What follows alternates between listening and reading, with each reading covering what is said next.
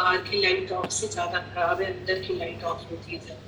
आज हम सब प्रॉमिस करते हैं कि हम मूड ऑफ नहीं करेंगे घर में, और उसका प्रॉमिस है हम सबका, हम स्माइलिंग फेस रखेंगे, मुस्कुराएंगे, क्योंकि एक मनुष्य को ही नेमत मिली हुई है मुस्कुराने की।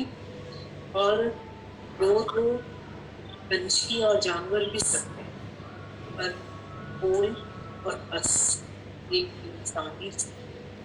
और वो बोल पाता है उनसे क्या बोलते हैं, हम अपने आप से बात करते हैं, और हम मुस्कुरा सकते हैं, हम मुस्कुराते हैं। फिर और हम इसकी प्रैक्टिस, फिर हम प्रैक्टिस करें इसके ऊपर। दूसरी बात माता भगवान की बहुत अच्छी लग रही थी, जो वो ये थी कि माता भगवान बोल रहे थे कि इंसान का मंदिर है, भगवान का घर है।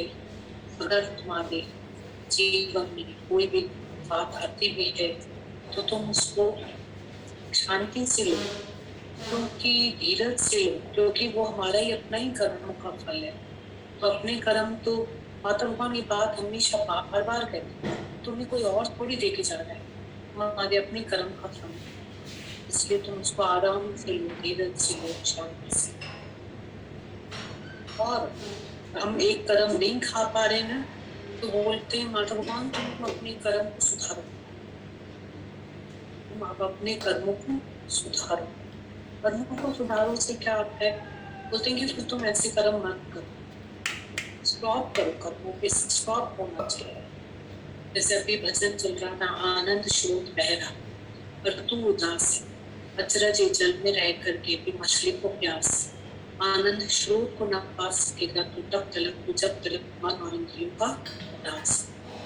मतलब पानी में जो मीन है वो प्यासी है, उसको उल्टा होना, जब वो उल्टी होगी तो एक बूंद पानी का अंदर जाएगा, उसकी प्यास बुझेगी। तो आनंद स्रोत बह रहा पर तू उदास, अचरज जल में रहकर मछली को प्यास, आनंद स्रोत को न पा सकेगा तो तब तलक, तो जब तलक मन और इंद्रियों का, उसके लिए हमें उल्टा होना पड़ेगा। जे उन्नत कम नवणन से तू ना कर, जे उन्नत कम वर्णन से तू ना कर। और उल्टा माता भगवान का, हमारे पास अगर कोई तकलीफ भी आती है तो उसमें भी तुम अपने आप को ध्यान दे, क्योंकि अपना ही थी।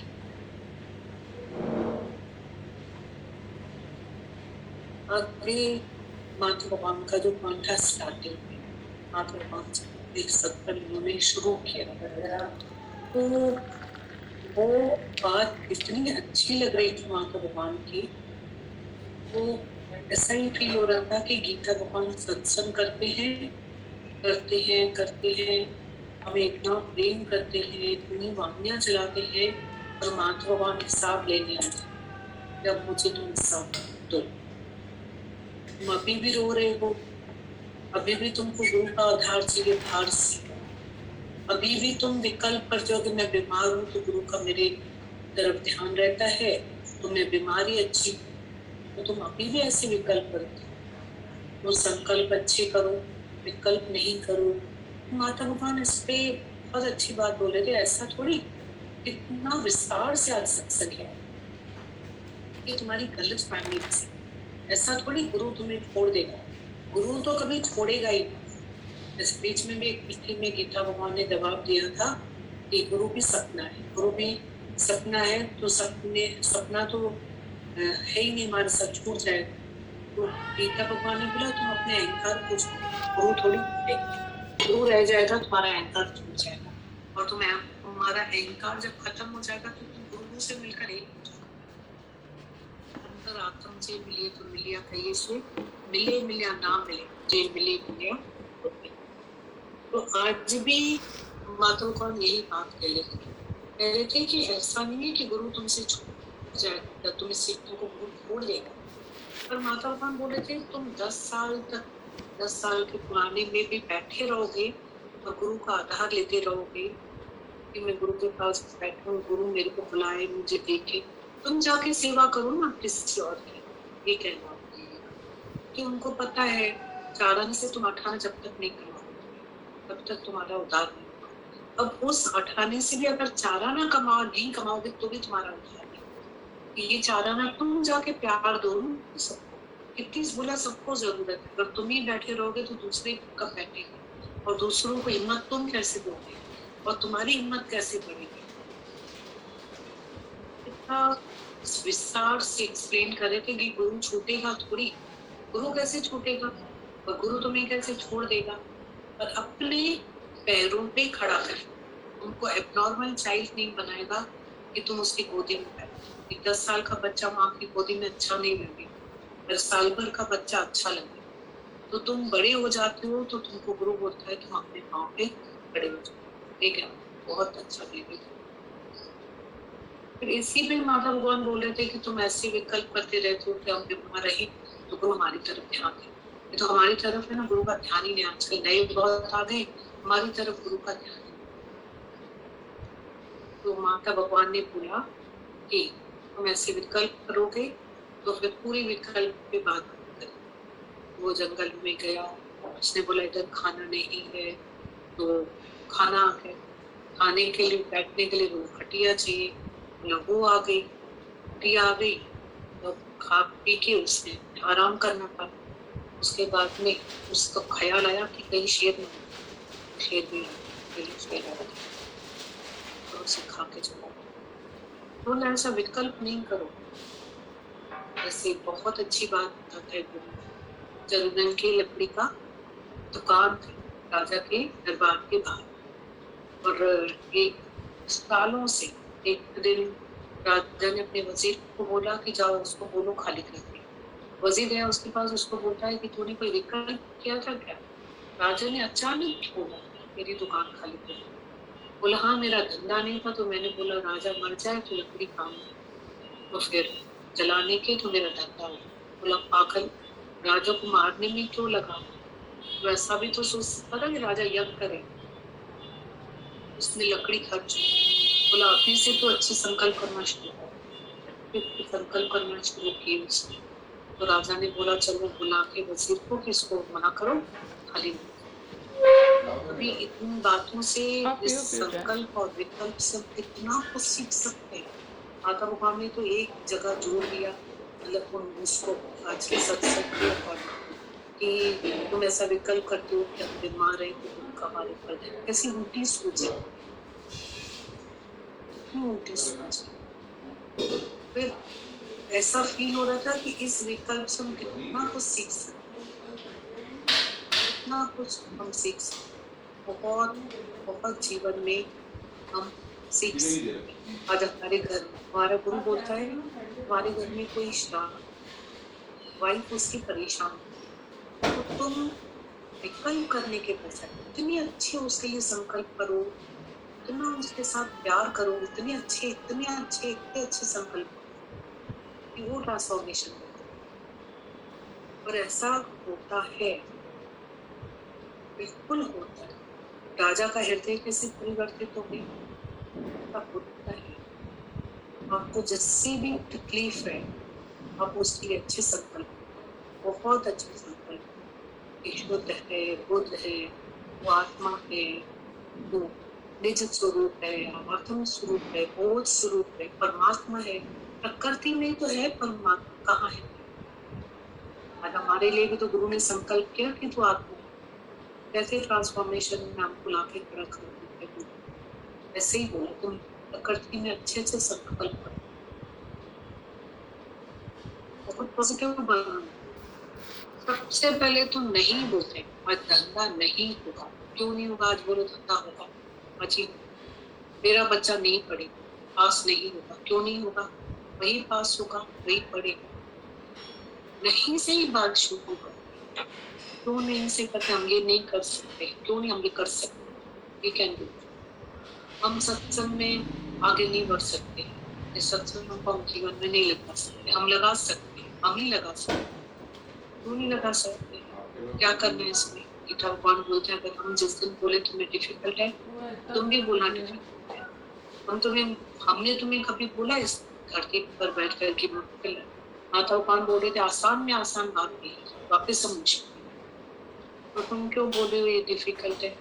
हम बोले तुम्हें नहीं लगेगा तो तुम भी बोल देना कि नहीं लगेगा। हम तो बोलते हैं तुम्हें लगेगा, जरूर लगेगा, जरूर लगेगा। तुम बोलो ना कि हाँ हमें जरूर लगेगा। क्यों सोचते हो ऐसे? हमें नहीं लगेगा, लगेगा, जरूर लगेगा। तो अच्छे संकल्प करें हम। बहुत अच्छे सब वाइफ होती घर में बैठी रहती है, हस्बैंड के लिए सोचती रहती है, उसका बिजनेस नहीं है, उसका बिजनेस नहीं है, उसको बिजनेस में ऐसा है, प्रॉब्लम है, ये है। तो नेगेटिव से बात क्यों शुरू करें? पॉजिटिव से भी तो बात शुरू कर सकते हैं ना हम लोग। पॉजिटिव से भी हम अपनी बातें शुरू कर सकते हैं, नेगेटिव से क्यों शुरू? तो कहने का ये है, गुरु हमें पॉजिटिविटी, गुरु हमें अच्छे संकल्प करना सिखाता है। पहले देखो, एक पैर में किसी को कांटा लगता है, वहां कुछ और साधन नहीं, वो बड़ा जंगल में बड़ा कांटा लेके उसको निकालता है। कि बड़ा कांटा रखकर क्या करेगा? मतलब जब तक विकल्प है वो भी फेंक देता है। जब तक विकल्प है तो तुम अच्छे संकल्प करो। जैसे बेटा बाइक लेकर जाएगा, थोड़ी देर हो गई तो बोलेंगे एक्सीडेंट हो गया, दोस्त के पास रुक गया, बाइक खराब हो गई। अच्छे संकल्प करो जब तक विकल्प है। और उसके बाद में संकल्प और विकल्प का त्यागी मुझे अत्यंत प्रिय है, अत्यंत प्रिय है। जैसे तो इच्छा का त्यागी मुझे अत्यंत प्रिय है, संकल्प विकल्प का त्यागी मुझे अत्यंत प्रिय है। ये पॉइंट पे भी माता भगवान बहुत अच्छा सत्संग कर रहे थे कि तुमको गुरु मेरा आधार बनाता है। ऐसा नहीं है उसका प्यार नहीं है या गुरु हमें छोड़ देता है, पर हमेशा उसका प्यार है, हमेशा हमको वो अपने अपने पास रखता है। हम उसकी दो आंखें हमेशा हमको हमारी रक्षा करती हैं, पर हमें वो निराधार करता पे बहुत उनकी अलग, मतलब माता भगवान की बहुत अलग, बहुत अलग, मतलब हिसाब लेते हैं कि तुम अपने भगवान का सत्संग सुनते तो हो, तुम अब कहाँ तक पहुंचे। भगवान के भी बहुत सुंदर सत्संग करे थे। इससे ये होता है कि जैसे आज का ये फर्स्ट पॉइंट था आधार, इसमें दर्शन हो रहे थे, मतलब माता भगवान के कि गुरु की कितनी कितनी सच्चाई है, सच्चा प्योर गुरु, और उस पे हम बैठे। आज सब लोग अपनी बिंदु में हैं, अपने सब प्रेम की दुनिया में हैं, और तो ये हमारे गुरु की सच्चाई है, ये बलियाई है, ये हमारे गुरु का उदार चित्तता है कि उसने हमें सब कुछ दे दिया और बोला कि अब तुम जाकर के ये बांटो, और वो तुम्हें तुम्हारा नाम करेगा। मुझे मेरा नाम नहीं चाहिए, तुम्हारा नाम। दादा भगवान ने बोला 50 को 100 को 500 को तुम ज्ञान। तो बोला कि फिर वो तुम्हारा नाम, ऐसा भी नहीं बोला कि मेरा नाम, तुम्हारा। मैं भी सेवा करूंगा, तुम भी सेवा करो, मैं भी चुपचाप नहीं बैठूंगा, मैं सेवा करूंगा, तुम भी सेवा करो। इससे बहुत, इसमें गुरु की सच्चाई के दर्शन बहुत। कभी माता भगवान ने ज्ञान दिया, कभी उन्होंने अपना हक अधिकार दिया, कभी भी पूछा ही नहीं, कभी कोई सवाल नहीं पूछा, कभी नहीं पूछा।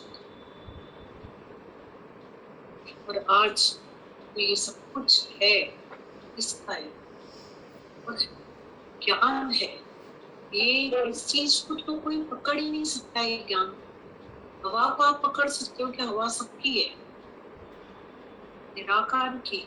ऐसे ये वाणी वाणी वाणी परमात्मा का है, इसको कोई नहीं पकड़ सकता, किसी का भी नहीं है।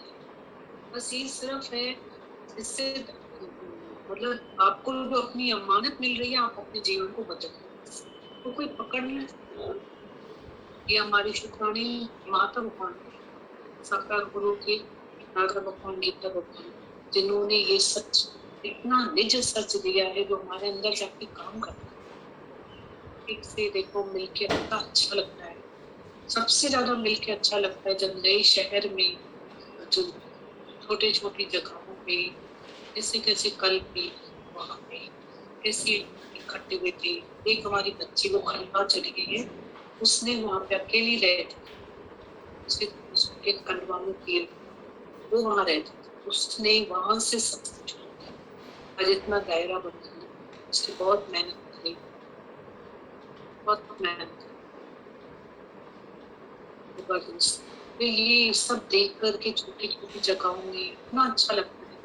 लगता है शहर का बेड़ा पार, बहुत जगह गांव का बेड़ा पार। अच्छा, ये सच तो प्रकट हुआ, वहां अपनी तो प्रकट हुआ, लेकिन बहुत घुटन